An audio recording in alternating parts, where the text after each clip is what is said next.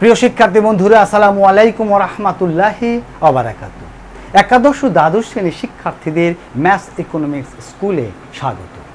আজ আমরা অর্থনীতি প্রথম পত্রের দ্বিতীয় অধ্যায় ভোক্তা ও উৎপাদকের আচরণ এর 13তম ক্লাসটি করব।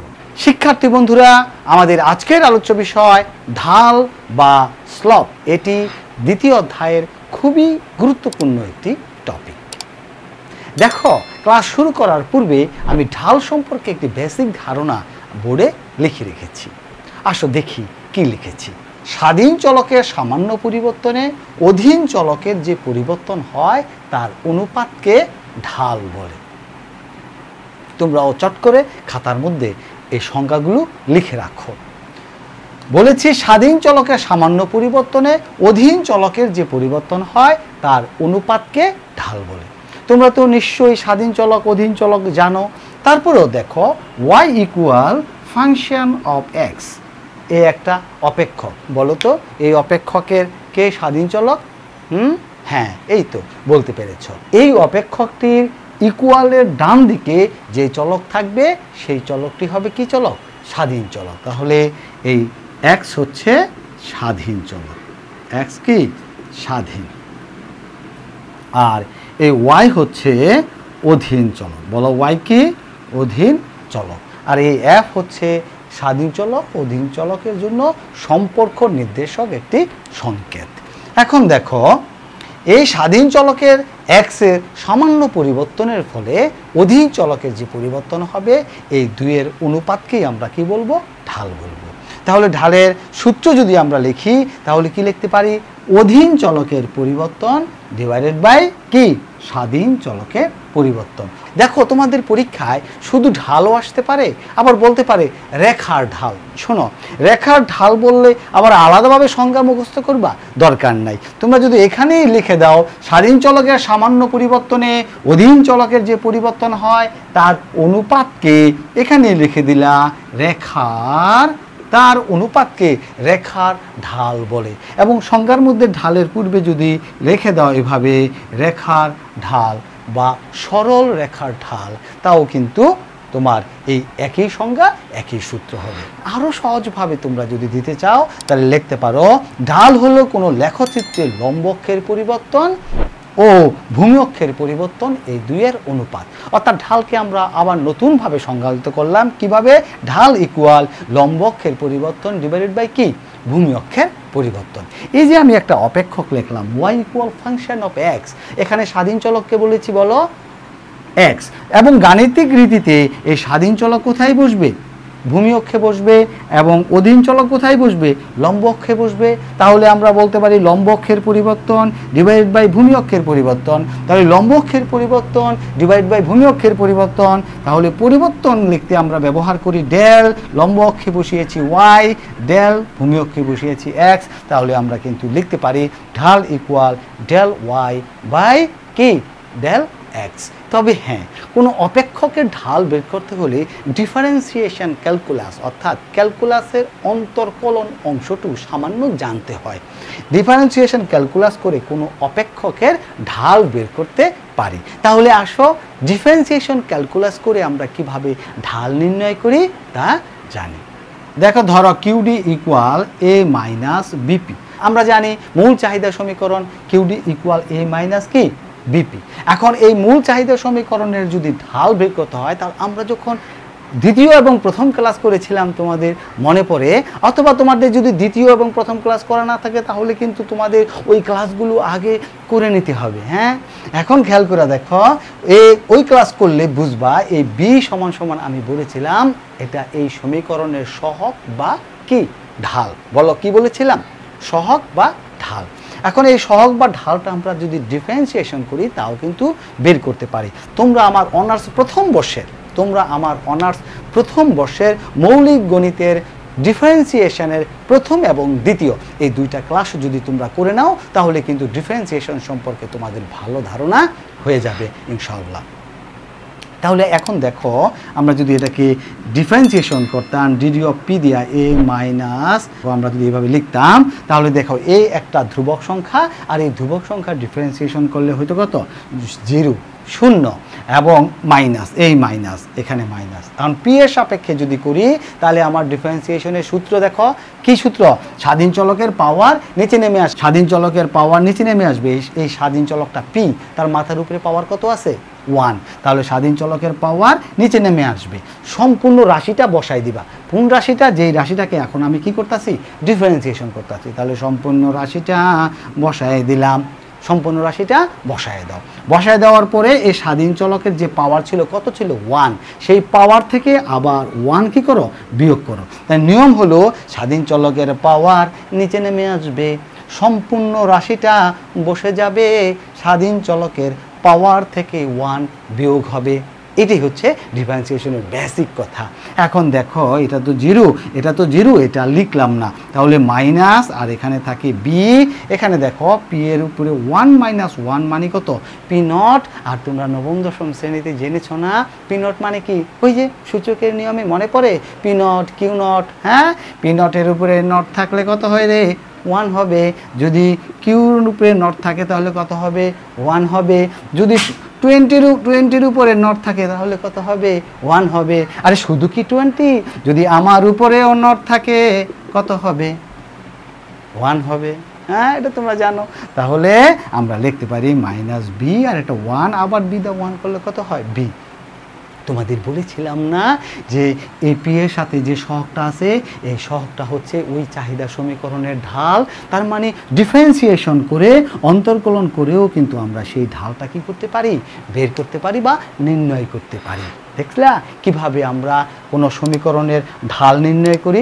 ঢালের যদি প্রকারভেদ করো, হ্যাঁ যদি বলো ঢাল কত প্রকার, তাহলে ঢাল 4 প্রকার। বলো কত প্রকার 4 প্রকার। একটা হচ্ছে ধনাত্মক ঢাল, বলো কি ঢাল ধনাত্মক ঢাল, ধনাত্মক ঢাল এটাকে আমরা বলি পজিটিভ স্লপ। তারপরে আরেকটা হবে ঋণাত্মক ঢাল, বলো কি ঢাল ঋণাত্মক ঢাল, ঋণাত্মক ঢাল এটা হচ্ছে নেগেটিভ স্লপ। আরেকটি হবে শূন্য ঢাল, বলো কি বলবে কি বলছি শূন্য ঢাল বা জিরো ঢাল, জিরো স্লপ। তারপর আরেকটা হবে অসীম ঢাল, বলো কি ঢাল অসীম ঢাল। ঢাল তাহলে কয় প্রকার অসীম, অসীম ঢাল।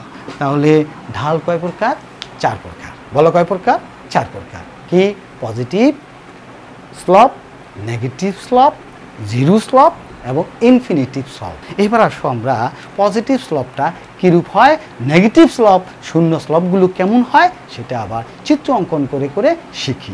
ধনাত্মক ঢাল, ধনাত্মক ঢালটা কেমন, এক চলকের মান বৃদ্ধির সাথে সাথে যদি ওয়াই চলকেরও মানের কি হয় বৃদ্ধি হয়, তাহলে দেখবা যে রেখাটা পাওয়া যাবে সেই রেখাটা ঊর্ধ্বগামী হবে। যেমন ধরো এক্স এর মনে করো মান ধরলাম 1, ওয়াই এর মান ধরলাম ধরো 2, একই সাথে এটা বৃদ্ধি পেয়ে ধরো 2 হলো, এটা বৃদ্ধি পেয়ে ধরো 4 হলো।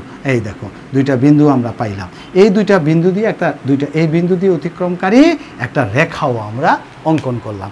এই রেখাটা দেখো, এই রেখাটা ঊর্ধ্বগামী। কেন ঊর্ধ্বগামী হলো, এক্সের মান বৃদ্ধি পেয়েছে, আবার ওয়াই অক্ষের মানও আমি কি করেছি বৃদ্ধি করেছি, তাহলে রেখাটা কি হলো ঊর্ধ্বগামী হলো। এখন ঊর্ধ্বগামী হলো ধরো একটা ই বিন্দু, এটা একটা এফ বিন্দু। এখন এই রেখাটার ঢাল নির্ণয় করতে চাই। এই রেখাটার ঢাল নির্ণয় করতে হলে আমাকে কি করতে হবে, ধরো এই ই বিন্দুর ঢাল নির্ণয় করতে চাই। ই বিন্দুর ঢাল নির্ণয় করতে হলে ই বিন্দুর নিকটতম আরেকটা বিন্দু নিতে হয়। আমরা সেই একটা বিন্দু পেয়ে গেলাম, এফ বিন্দু আমরা নিয়েছি। এখন এই ই থেকে এফ এর পরিবর্তন কতটুকু, ধরো এটার নাম দিলাম জি, তাহলে এই অংশটা হচ্ছে লম্ব। তাহলে লম্ব কতটুকু দেখো, এফ জি এতটুকু হচ্ছে লম্ব। আর এই অংশটা হচ্ছে ভূমি। এই ভূমি অংশ কতটুকু বলো, লম্ব অক্ষের পরিবর্তন ডিভাইডেড বাই ভূমি অক্ষের পরিবর্তন। ভূমি অংশ কতটুকু দেখো তো, ই জি। ঢাল যদি করি এভাবে লিখতে পারি, লম্ব অক্ষের পরিবর্তন, লম্ব অক্ষে আছে হচ্ছে ডেল ওয়াই, ভূমি অক্ষে কে আছে এক্স, তাহলে ডেল এক্স।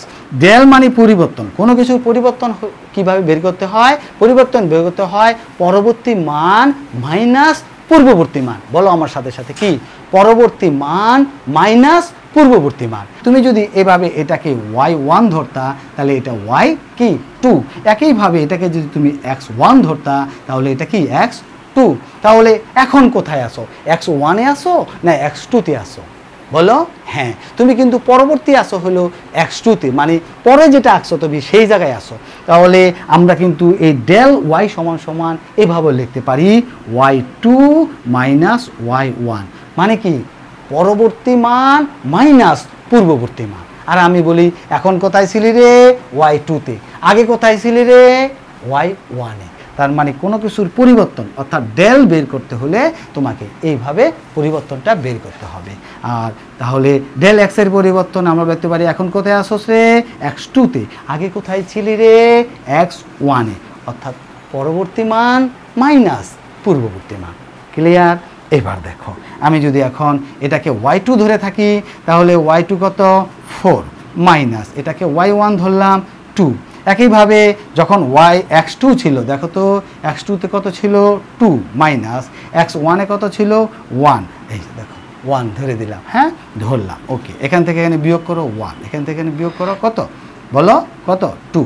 তাহলে সুন্দরভাবে তোমরা জেনে গেলা যদি রেখাটি ঊর্ধ্বগামী হয় তাহলে তার ঢাল কি হবে? পজিটিভ। বলো কি হবে? পজিটিভ। তাহলে পজিটিভ ঢাল বা ধনাত্মক ঢাল সম্পর্কে আমরা বুঝে গেলাম এবং এও বুঝলাম যে ধনাত্মক ঢাল সম্পন্ন রেখাটি হবে কি? ঊর্ধ্বগামী। বলো কিরকম হবে? ঊর্ধ্বগামী। এবার আসো ঋণাত্মক ঢাল জানি। আমরা এখন জানবো ঋণাত্মক ঢাল।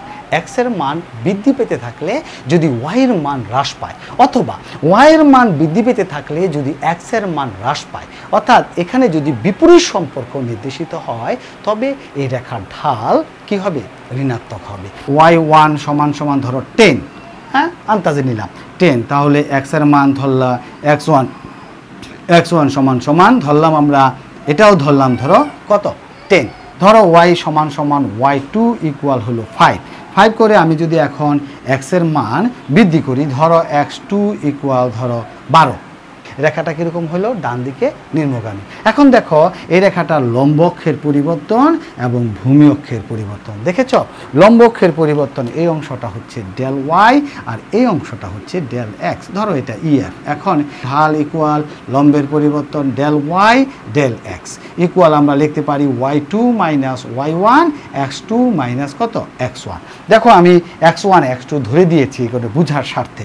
তোমরা এখানে দেখো এটাকে আমি ধরলাম x2। তাহলে এখন কোথায় আসো? 5-এ। 5 মাইনাস আগে কোথায় ছিলি রে? 10-এ। ওকে 10-এ ছিলাম। y2 যখন 5 ছিল, দেখো যখন 5 ছিল তখন x কত ছিল? 12। যখন 5 ছিল x ছিলাম 12। আর যখন y10 ছিল তখন x কত ছিল? 10। তাহলে ওইভাবে তোমরা এখানে 10 লিখে দাও। দেখো এখান থেকে যদি এখানে তুমি বিয়োগ করো তাহলে থাকবে মাইনাস কত? 5। আর এখান থেকে কত? 2। দেখো এই 5/2 এই মানটা পজিটিভ আসলো না নেগেটিভ আসলো? হ্যাঁ নেগেটিভ আসলো। তার মানে ডান দিকে নিম্নগামী একটা সরল রেখার ঢাল অবশ্যই কি হবে? নেগেটিভ হবে। 3 নম্বর ঢালটা হলো শূন্য ঢাল। দেখো তো এই যে আমার হাতের উপরে কলমটা, এই কলমটা কি পড়তেছে? দেখো আমার হাত থেকে পড়তেছে। হ্যাঁ কেন পড়ে না জানো? আমার এই হাতের পাঞ্জাটা, এই যে আমার হাতের এই যে পাঞ্জাটা, এটা ভূমি অক্ষের সমান্তরাল আছে। ভূমি অক্ষের সাথে সমান্তরাল রেখেছি বলে এই কলমটা পড়ে না। কেন পড়ে না বলো তো? ঢাল নাই। ঢাল থাকলে পড়ে যেত না। দেখো এই যে ঢাল পড়ে গেল না? হ্যাঁ এই যে ঢাল পড়ে গেল। তার মানে যদি ঢালু করে দাও তাহলে কিন্তু পড়ে যাবে। আর যদি ঢালু একেবারে এই ভূমি অক্ষের সমান্তরাল করো তাহলে কি পড়বে না। তার মানে বুঝে গেলা কোনো রেখা যদি ভূমি অক্ষের সমান্তরাল হয় তাহলে সেই রেখার ঢালটা কি হবে? শূন্য হবে। এক চলকের মান বৃদ্ধি পেলেও যদি ওয়াই চলকের মান কি হয়? স্থির থাকে বা পরিবর্তন না হয় তবে রেখার ঢালটা কি হবে? শূন্য হবে। এখন দেখো আমরা একটা রেখা অঙ্কন করি। দেখো এটা ধরলাম এক্স, এটা হচ্ছে লম্ব অক্ষে ওয়াই এবং ভূমি অক্ষে এক্স ধরলাম। এক্স চলকের মানের পরিবর্তন হবে কিন্তু ওয়াইয়ের মানের কোনো কি হবে না? পরিবর্তন হবে না। দেখো এটার মান ধরলাম ধরো x1 সমান সমান 10, এটাতে ধরো ওয়াইয়ের মান হলো y1 সমান সমান ধরো এটাও ধরলাম 10। ওকে এখন এক্স এর মান বৃদ্ধি পেয়ে ধরো 20 হলো। এক্সের মান বৃদ্ধি পেয়ে 20 হলো, ওয়াইয়ের কোনো মানের কি হলো না, পরিবর্তন হবে না, অর্থাৎ ওয়াইয়ের একই মান থাকবে। তার মানে y2ও একই 10 হবে। তাহলে এই একটা বিন্দু, এই একটা বিন্দু, এটা যদি তুমি যোগ করো তাহলে রেখাটা কেমন হবে বলো তো? রেখাটা কেমন হবে? ভূমি অক্ষে সমান্তরাল হবে। এই যে ভূমি অক্ষের সমান্তরাল একটা রেখা হলো, তার ঢাল কেমন হবে? 0 হবে। আসো আমরা নির্ণয় করি, নির্ণয় করলেই বুঝবো। দেখো, ঢাল ইকুয়াল, আমরা যে সূত্র লিখতাম, কি লিখতাম? লম্ব অক্ষের পরিবর্তন ডিভাইডেড বাই কি? ভূমি অক্ষের পরিবর্তন, অর্থাৎ del Y by del X. এখন আমরা এটাকে লিখতে পারি y2 মাইনাস y1, এটাকে লিখতে পারি x2 মাইনাস কত? x1। 2 আর y1 দুইটাই তো 10, 10 আর 10। আর এটা যদি x2 চিন্তা করতে হয়, x2 কত? 20 মাইনাস 10 ইকুয়াল, আমাদের এখানে 10, 0 ইকুয়াল কত হবে? 0 হবে। আমরা জানি গাণিতিকভাবে যদি লবটা 0 থাকে আর হর যদি কোনো সংখ্যা থাকে, তাহলে ভাগ করলে অবশ্যই সে ভাগফল কী হবে? গাণিতিকভাবে, গাণিতিক যুক্তি কি? 0 হবে। তাহলে এই রেখাটার ঢাল কত বলো? এই রেখার ঢাল 0। এবার আমরা 4 নম্বর ঢালটা শিখব, সেটা হচ্ছে অসীম ঢাল। দেখো, এখন অসীম ঢালের সংজ্ঞা যদি তুমি দিতে চাও, তাহলে অসীম ঢালের সংজ্ঞা কি? অসীম ঢালের সংজ্ঞা হলো x চলকের মান স্থির থেকে y চলকের মানের পরিবর্তন হবে। তার মানে আমরা এই x দিলাম আর একটা y দিলাম। এখন x এর মান স্থির থেকে, ধরো x এর মান 10, এটাতে চলো y ইকুয়াল, ধরো এটাও 10, ধরো এটা x1, এটা হচ্ছে y1। ওকে, এখন x এর মান আগের মতো 10 থেকে যদি y এর মান বৃদ্ধি পায়, y2 সমান সমান এটা হলো 20, এমন যদি হয়, তাহলে এই লম্ব অক্ষের এই দুটো বিন্দু মিলে আমরা যে রেখাটা পাইলাম, সেটা লেখাটা কি? লম্ব অক্ষে সমান্তরাল। ঢাল ইকুয়াল লম্ব অক্ষের পরিবর্তন ডিভাইডেড বাই ভূমি অক্ষের পরিবর্তন। পরিবর্তন কত? y2 minus y1, x2 minus কত? x1, এভাবে লিখবা। তো এভাবে লিখলে y2 মাইনাস y1, y2 কত আছে? 20, মানে পরে তুমি কোথায় আসো? এখানে আসো। আগে কোথায় ছিলা? 10-এ ছিলা। তার মানে 20 মাইনাস 10। আর x এর মান x1ও যেখানে ছিলা, x2ও তুমি সেখানে আসো। তার মানে 10 মাইনাস 10। তাহলে ভাগ করলে দেখো, নিচে 0, উপরে 10। আর তোমরা গাণিতিকভাবে একটা যুক্তি জানো কি? যদি এই হর 0 হয়, তাহলে এর ভাগ করলে এর ভাগফল কী হবে? ইনফিনিটিভ, অসংজ্ঞায়িত, অর্থাৎ অসীম হয়ে পড়বে। কি হবে? অসীম বা ইনফিনিটিভ হবে। তাহলে এই রেখার ঢাল কত? দেখো, এই রেখার ঢাল কত? অসীম। একটা তারখাম্বা, এভাবে খাড়া একটা তারখাম্বা, বাইতে বাইতে বাইতে বাইতে বাইতে বাইতে বাইতে তারখাম্বাটা উঠলা, উইটা বসলা, বসার পরে একদম মাথার মধ্যে বসে উপরের দিকে তাকাইলা। তাকাই দেখো তো কি দেখা যায়? কি দেখা যায়?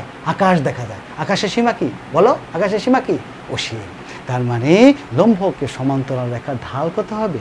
অসীম। তাহলে আমরা জেনে গেলাম লম্ব অক্ষের সমান্তরাল রেখার ঢাল অসীম। তাহলে আমরা কয়টা ঢাল শিখলাম? 4টা ঢাল শিখলাম। আমরা জানলাম যদি ভূমি অক্ষের সমান্তরাল হয়, রেখার ঢাল কত বলো? ভূমি অক্ষের সমান্তরাল রেখার ঢাল কত? 0। যদি লম্ব অক্ষের সমান্তরাল হয়, আকাশের দিকে তাকাও, ঢাল কত? অসীম। যদি ঊর্ধ্বগামী কোনো রেখা হয়, ঢাল কি? পজিটিভ। বলো, ঢাল কি? পজিটিভ। যদি নিম্নগামী কোনো রেখা হয়, তাহলে ঢাল কি? বলো, নেগেটিভ। তাহলে আমরা পজিটিভ ঢাল, নেগেটিভ ঢাল, শূন্য ঢাল এবং অসীম ঢাল, এই ঢালগুলো সম্পর্কে বেসিক ধারণা পাইলাম। যে একটি সরল রেখার যে কোনো বিন্দুতে ঢাল স্থির ব্যাখ্যা করো। একটা সরল রেখার বিভিন্ন বিন্দুতে যদি তুমি ঢাল পরিমাপ করো, এই ঢালটা কি থাকবে? স্থির থাকবে। দেখো, আমি একটা সরল রেখা অঙ্কন করি। দেখো, আমি যদি একটা সরল রেখা অঙ্কন করি, ধরো এটা x, এটা হচ্ছে y, তাহলে এই বিন্দু F বিন্দু, এই যে G বিন্দু, এখানে কয়টা বিন্দু? 3টা বিন্দু। এই 3টা বিন্দুতে সরল রেখার একই রকমের ঢাল আসবে। মনে রাখবা, এই বিন্দুতে যদি তুমি ঢাল বাই করো, মনে করো এই বিন্দুতে ঢাল, এই বিন্দুতে ঢাল বাই করতে হলে তোমাকে কিন্তু আরেকটা পরিবর্তন বিন্দু লাগবে। ওই যে একটা থেকে আরেকটা পরিবর্তন হয়, তাহলে ধরলাম আমরা ই থেকে এফ, এই বিন্দুর পরিবর্তন করতে চাই, তাহলে এই পরিবর্তন হবে এই অংশ। দেখো, এটা লম্ব অক্ষ ডিভাইডেড বাই কি? ভূমি অক্ষ। তাহলে এটা লম্ব বাই ভূমি। তাহলে তো আমরা যদি এভাবে চিন্তা করি, লম্ব বাই ভূমি কত? আমার del Y by del X. এখানে দেখো, এটা যদি পরিবর্তন হয়, এই বিন্দু থেকে যদি এই বিন্দুর পরিবর্তন হয়, তাহলে এটা হচ্ছে কার মান? ওয়াইয়ের দিক। তাহলে ওয়াইয়ের মান কত? এখান থেকে এখানে পরিবর্তন, এখান থেকে এখানে পরিবর্তন কত? 10 আর হচ্ছে 5। তাহলে এখন কোথায় আছে? 10-এ। মাইনাস আগে কোথায় ছিল? 5-এ। দেখছো একইভাবে যখন তুমি 10 পরিবর্তন ধরছো তখন x এর পরিবর্তন কত 20 মাইনাস যখন তুমি 5 পরিবর্তন ধরেছ তখন x এর পরিবর্তন কত এই যে 10। এখন আমরা যদি ঢাল বের করি তাহলে কত বের করতে পারি 5 আর এখানে হলো কত 10, তাহলে হতো 1/2।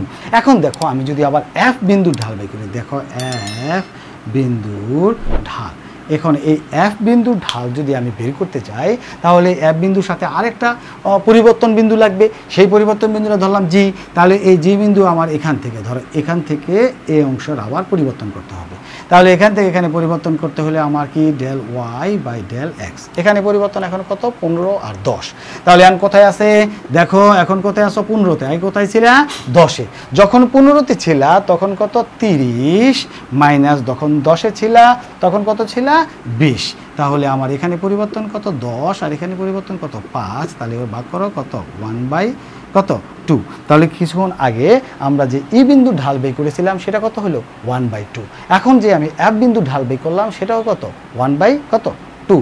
তাহলে আমরা দেখতে পাইলাম একটা সরল রেখার যে কোনো বিন্দুতে তুমি ঢাল পরিমাপ করো না কেন এর ঢাল কিন্তু কি থাকবে স্থির থাকবে, তার মানে একটা সরল রেখার ঢাল সর্বদাই স্থির থাকে। এখন যদি তোমাদের অনুধাবনের প্রশ্ন আসে প্রমাণ করো একটি সরল রেখার ঢাল যে কোনো বিন্দুতে স্থির, এখন এটা যদি তোমাকে প্রমাণ করতে বলে তাহলে তুমি একটা সরল রেখা অঙ্কন করে দুইটা বিন্দু অথবা তিনটা বিন্দুতে ঢাল পরিমাপ করে তারপরে কমেন্টস করে দিবে যে হ্যাঁ একটা সরল রেখার যে কোনো বিন্দুতে ঢাল কি থাকে স্থির থাকে।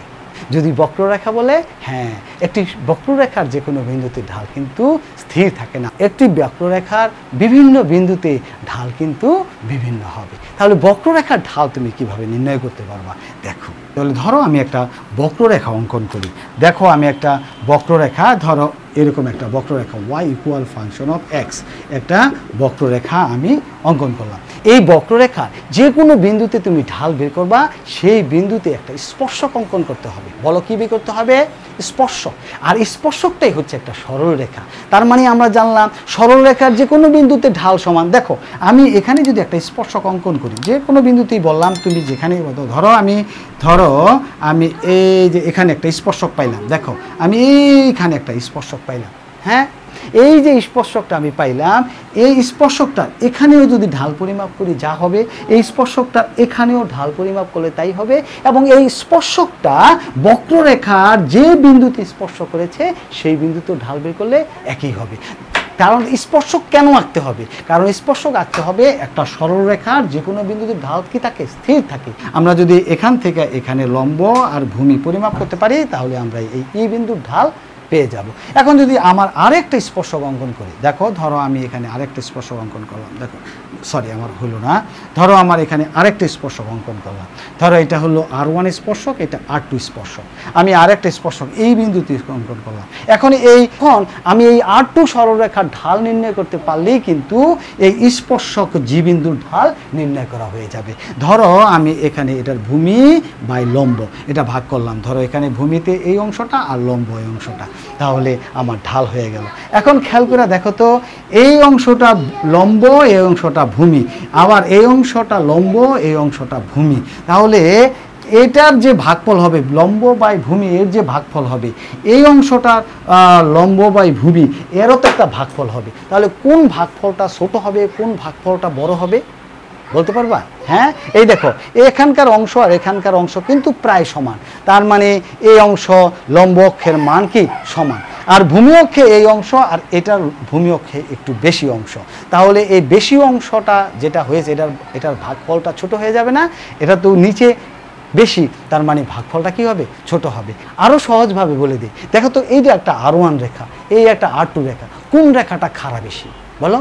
হ্যাঁ R1 রেখা খাড়া বেশি, তার মানে যেই রেখা খাড়া বেশি সেই রেখার ঢাল বেশি।